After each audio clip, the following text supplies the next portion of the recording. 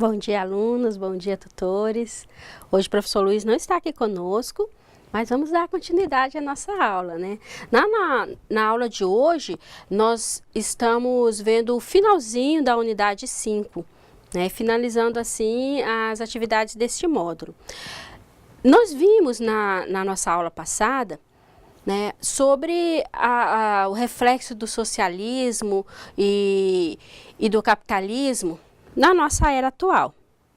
E nessa aula de hoje, nós vimos um pouquinho de como essas ideias capitalistas e socialistas refletiram na educação, né, na própria gestão das escolas e na educação de um modo geral, de como que os diretores, eles começaram a desenvolver a gestão da escola como se fosse uma indústria capitalista. E isso aconteceu bem na era da ditadura militar e um pouco depois disso também, né, que os diretores de escola, eles eram escolhidos e o sistema era gerido como se fosse uma indústria, né? Quanto que isso refletiu até nos nossos dias de hoje, até a gente conseguir trazer alguma mudança. E é interessante porque nós estávamos refletindo na última aula justamente sobre a nossa responsabilidade enquanto cidadão, enquanto indivíduo, de que para que essa mudança, essa transformação, esse devir aconteça, depende muito do agir de cada um de nós. Não é isso? E as mudanças que aconteceram foram através desse agir, do agir de algumas pessoas, né? Vamos ver as atividades que a professora deixou preparada para nós? Vamos lá? Mas antes de a gente ver a atividade, eu gostaria de mostrar para vocês o finalzinho da nossa apostila. E hoje nós temos, no final da unidade 5, o nosso pratique. Vamos lá. Dá uma olhada nisso aqui antes de iniciarmos a correção da atividade.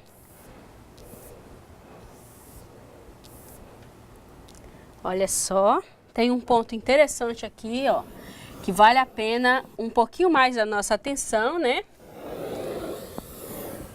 Aqui na nossa página 81, temos um ponto de atenção que merece destaque. Vamos ver rolando mais aqui.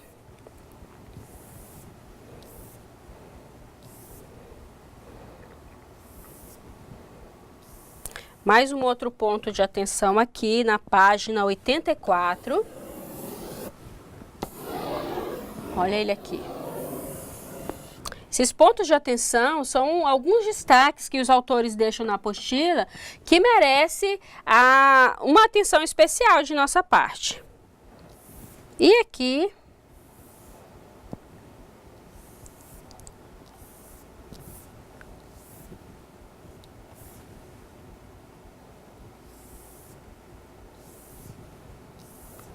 vamos chegando aqui no finalzinho, temos aqui um ponto de reflexão, olha a nossa cabecinha pensante aqui, e aqui nós temos um momento de reflexão, que está na página 87, merece a nossa atenção especial.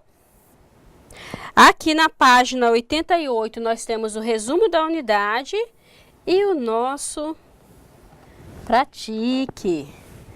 Olha só, esse é um ponto dos que eu considero, gente, de maior importância nas nossas unidades, porque é a oportunidade que nós temos de praticar tudo aquilo que nós vimos e que nós aprendemos no decorrer da nossa unidade. Aqui nós temos nesse pratique aqui, olha, 3 sugestões de atividade de pratique. E é muito interessante que vocês se atentem para esses pontos, né? Os pontinhos de reflexão, os pontos de atenção que merecem uma atenção maior e principalmente aos pratiques, que não só vocês leiam, observem, mas que realizem as atividades que são propostas, ok? Então vamos agora passar para a nossa atividade. Aqui nós temos as atividades que foram propostas, na questão número 1, como você avalia a privatização das empresas do governo para o setor privado? Deixe seu comentário no memorial. Observem que essa questão a professora está pedindo para você comentar especialmente no memorial. Então vamos lá. Como você avalia a privatização das empresas do governo para o setor privado? E aqui nós temos a seguinte resposta. Uma das, viu gente? Porque é uma resposta aberta. Entre 1991 e 2001, o governo brasileiro transferiu ao setor privado o controle de mais de 100 empresas estatais, referidas por ES, e participação de minoritárias em várias companhias, referidas por PMES. Estes leilões geraram 67,9 bilhões de dólares, tá? Em receitas, mais 18,1 bilhões em dívidas transferidas aos compradores, constituindo um dos maiores programas de privatização do mundo. Continuando, o governo também vendeu 6 bilhões em ações de firmas que permaneceram como ES e obteve 10 bilhões em novas concessões de serviços públicos ao setor privado e 1,1 bilhão por meio da venda de participações acionárias do Banco Nacional de Desenvolvimento Econômico e Social, que é o BNDES, em empresas privadas. Como, por exemplo, a Embraer, a Companhia Vale do Rio Doce, a Telebrás, composto por 27 empresas de telefonia fixa e 26 de telefonia celular, a Light e Companhia Siderúrgica Nacional certamente estão entre os negócios mais vultosos do processo nacional. Vale lembrar que bancos estaduais foram federalizados e, em seguida, passados ao controle privado. Caso do Banespa, antigo Banco do Estado de São Paulo, o cearense BEC e o maranhense BEM. Então, esses aqui são exemplos que foram colocados aqui, olha, de empresas que foram privatizadas. Então, vamos aqui. A questão número 2, ela é uma questão interativa. Qual a sua opinião sobre os serviços públicos oferecidos pelo governo federal? É uma questão que você vai responder, cada um tem a sua opinião. Como é que tá? Como é que estão os serviços públicos oferecidos? Né? Não só, aqui está citando os serviços públicos federais, mas e no seu município? E os serviços estaduais? De uma forma geral, como é que estão o oferecimento desses serviços? Será que quando você procura, por exemplo, o INSS, qual é o atendimento que você recebe? Quando você precisa de um atendimento de saúde, do serviço público de saúde, seja ele municipal, estadual ou federal, qual é o atendimento que você recebe? Você está sendo atendido a contento? Dentro dos prazos pré-estabelecidos por lei?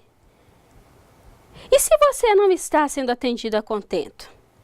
O que você poderia fazer para garantir os seus direitos de atendimento? Então, são reflexões que você pode fazer ao responder essa questão. E lembrar que você precisa registrá-la no seu memorial descritivo. Então, vamos à nossa próxima questão?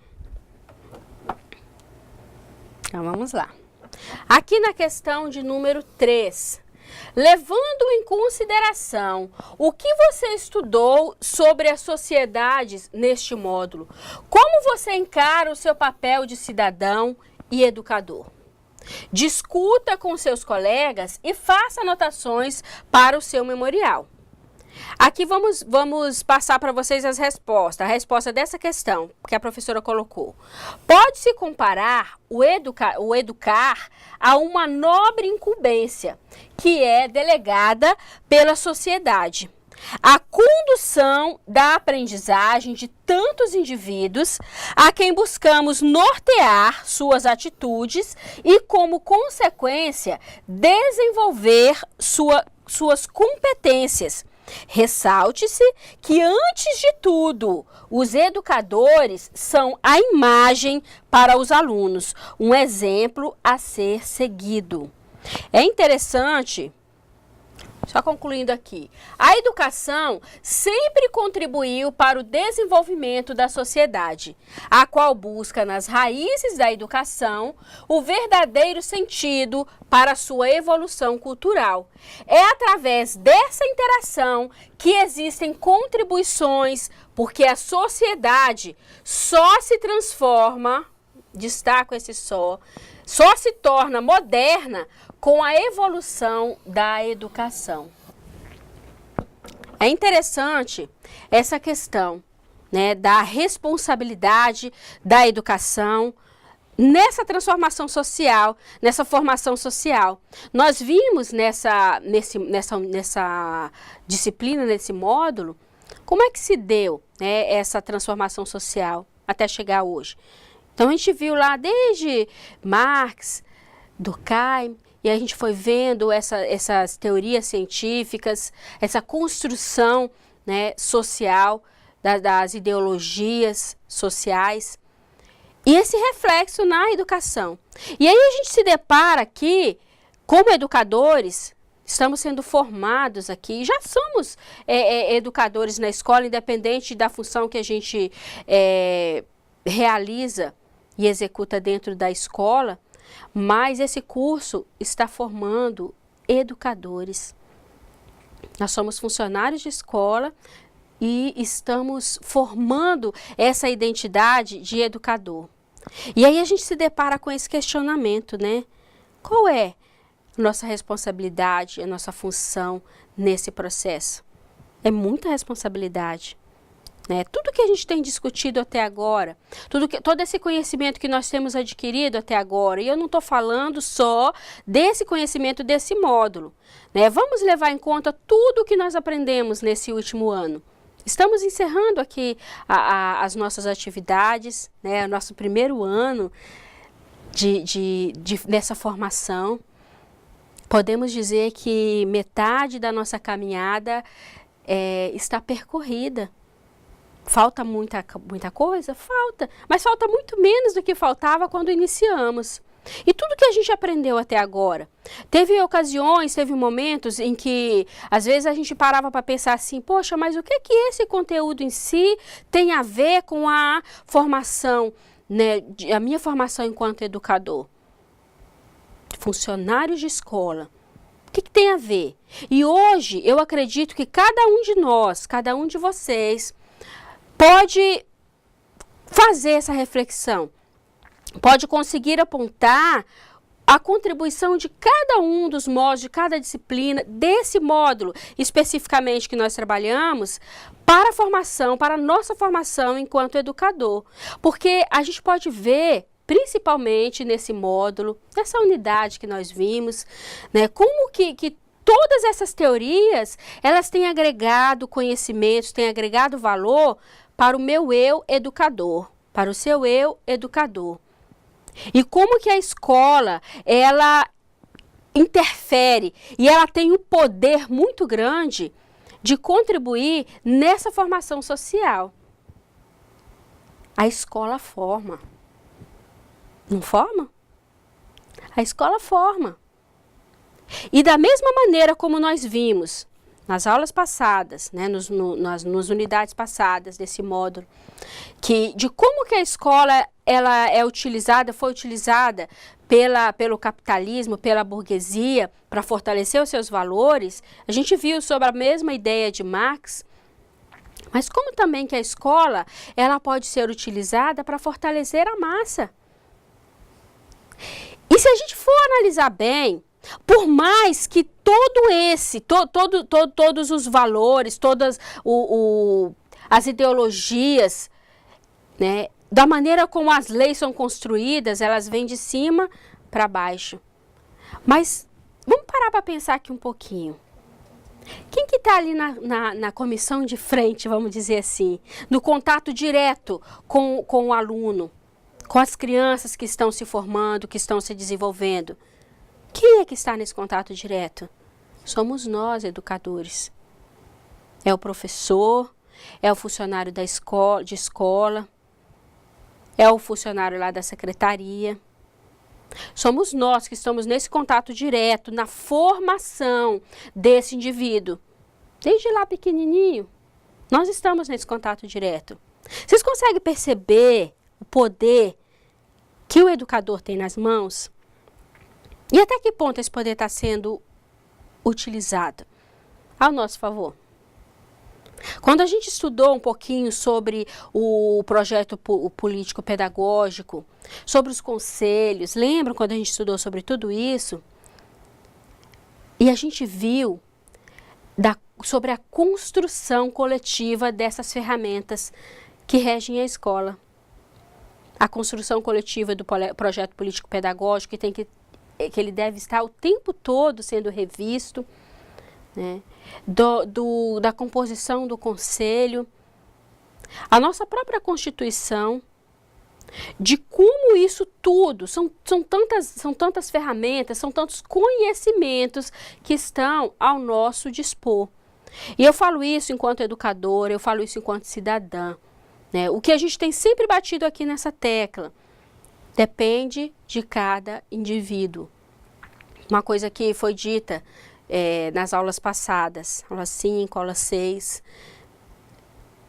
depende de cada indivíduo. A escola tem o seu papel de formação? Tem. Mas esse agir, esse devir, né, essa transformação, esse fazer acontecer, vai depender de cada um, de cada indivíduo.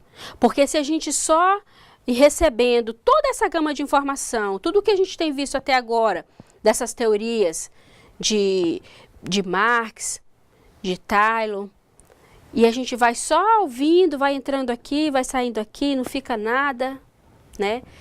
E a gente não para refletir, e a gente não para praticar, e a gente não produz esse pensamento crítico que a gente tem sempre falado aqui. De que vale tudo isso? Aí não vale nada.